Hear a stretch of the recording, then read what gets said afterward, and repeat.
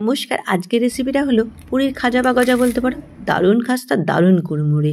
3 cup ময়দা, 4 ভাগে 1 cup refine তেল আর লবণ দিয়ে একটু শুকনো প্রথমে মেখে নিয়েছি। তারপর অল্প জল দিয়ে একটা শক্ত ডো বানিয়ে নিয়েছি। কিছুক্ষণ ঢাকা দিয়ে রেস্টে দিলাম। আবার ঢাকা খুলে ওটাকে আরেকটু ভালো করে মথে নিয়েছি। লিচিও কেটে ফেললাম এক এক করে। ঢাকা দিয়ে 10 মিনিট রেখে দিলাম।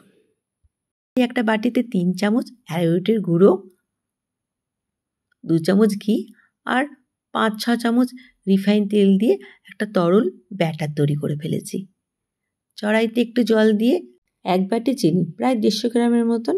এবার এটাকে জাল দিয়ে একটা রস বানিয়ে নিলাম। একটু চিটচিটে হতেই গ্যাসটা বন্ধ করে দিয়েছি। এবার লেচিগুলোকে অ্যারারুট দিয়ে বেলতে থাকলাম। একটা রাউন্ড শেপ দিলাম বেশ বড় করে। ওপরে একটু যে তরল ব্যাটারটা বানিয়ে রেখেছিলাম সেটাও দিয়ে দিয়েছি।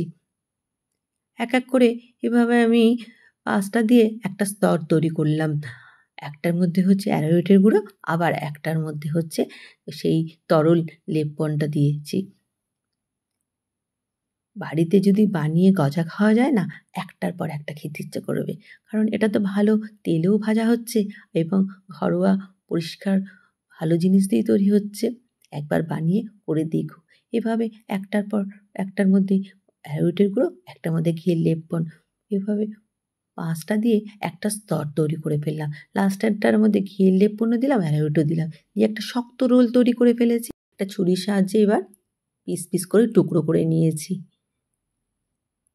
পুরো পিস পিস টুকরোগুলোকে থালার মধ্যে গুছিয়ে সাজিয়ে নিলাম। তারপরে আমি গজার শেপে বেলতে দিলাম। বেশি মোটাও করলাম না, বেশি পাতলাও করলাম না। এভাবে যতগুলো লেচি ছিল প্রত্যেকটাকে আমি গজার শেপ দিয়ে নিয়েছি। দেখো দেখতে কত সুন্দর লাগছে। তেল গরম করতে বসিয়ে দিয়েছি।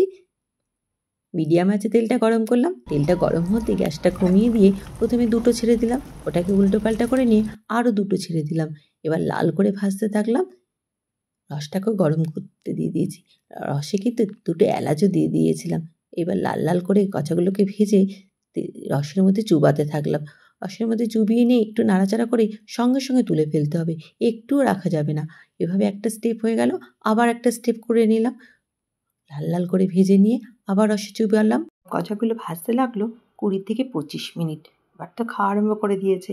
কে বলে ফ্যান্টাস্টিক, দারুণ হয়েছে। কোন দোকানের, ওরা বুঝতেই পারছে না আমি বানিয়েছি। তোমরাও বানিয়ে খেয়ে জানিও।